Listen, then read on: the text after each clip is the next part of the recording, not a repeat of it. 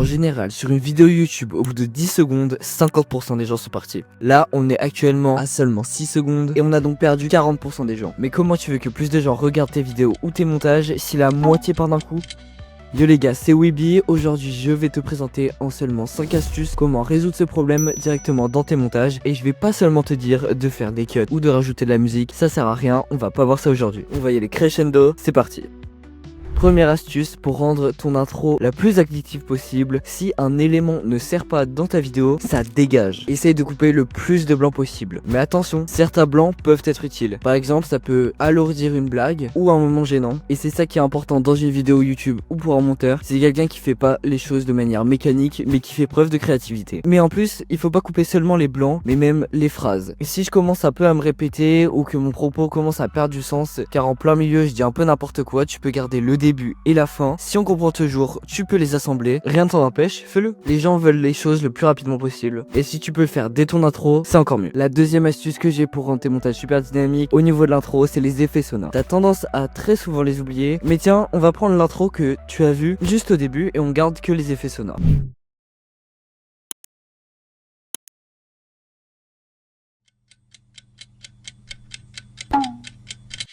Voilà, t'avais sûrement même pas fait gaffe qu'ils étaient là, et c'est ça qui rend du dynamisme. Essaye de mettre le plus d'effets sonores possible. Par exemple, si tu fais une story time ou un storytelling, tu racontes une histoire, etc.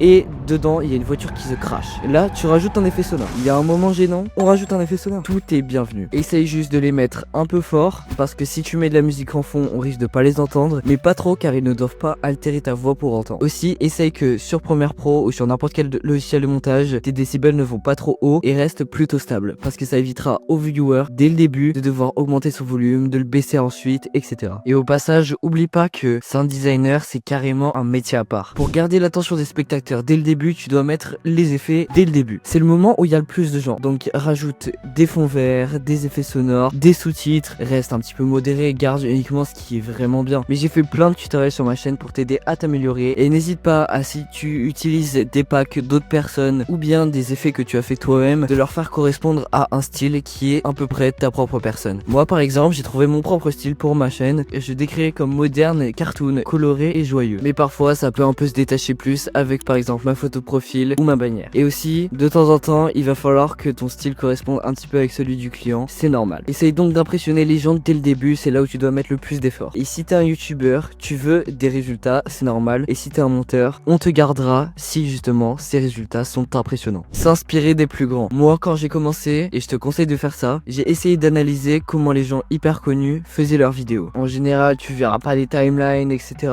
Mais tu peux essayer de tendre l'oreille, de bien regarder les vidéos en x05 et ensuite tu peux essayer de reproduire les effets sur Premiere Pro, ça permet de prendre du niveau assez rapidement. Moi, pour t'aider, par exemple, je te montre régulièrement ma timeline sur mon serveur Discord ou dans l'onglet post de ma chaîne, par exemple. Si tu veux, par exemple, avoir accès à des effets de cette vidéo, tu peux les avoir directement grâce à ma boutique, le lien est en description. Faire des effets originaux. Tu sais pourquoi Joyka prend ses miniatures dès le début dans ses vidéos? Parce que justement, on est stimulé de l'inconnu et ça nous fait rester. On comprend pas trop ce qui se passe et c'est ça justement qui lui fait avoir une bonne rétention d'audience. Ce qui fait en sorte que les gens ne partent pas dès le début. Si t'es un youtubeur, tu peux faire des choses surprenantes en jeu, à la caméra ou autre lorsque tu filmes. Ou bien si t'es monteur, tu peux rajouter un mème, une référence, etc. pour rendre tout cela plus original et intriguant. Aussi, autre truc que tu peux faire, c'est ajouter un teaser. Par exemple, s'il se passe quelque chose de choquant, un fou rire, etc. C'est extrêmement utilisé, ça donne envie aux gens parce que tu montres directement pourquoi la vidéo est bien, entre guillemets, et ça les fait rester parce que ce sera bien évidemment un passage qu'il y aura plus tard. Dans ce cas-là, je te conseille de même rajouter un riser pour ajouter du suspense. C'est ce sound effect. Ce riser est disponible avec plein d'autres dans un pack de plus de 200 sound effects qui te serviront tous les jours, que je t'ai mis directement en description. Merci à toi d'avoir regardé, j'espère que ces astuces te seront hyper utiles pour tes montages. J'ai essayé de faire ça hyper rapidement. Si t'es monteur, n'hésite pas à visiter EditWage, mon site qui te permettra de savoir comment facturer et combien facturer en fonction de quelques infos que tu rentres en moins d'une minute. Tu peux même générer des certificats pour avoir plus de chances que ton prix soit accepté, car c'est très professionnel. Bien sûr, n'hésite pas à t'abonner et je te laisse aller voir cette vidéo où justement je vais t'apprendre encore un peu plus sur le dynamisme pour que tu puisses en savoir un petit peu plus sur les zooms. Allez, je t'attends là-bas sur cette vidéo.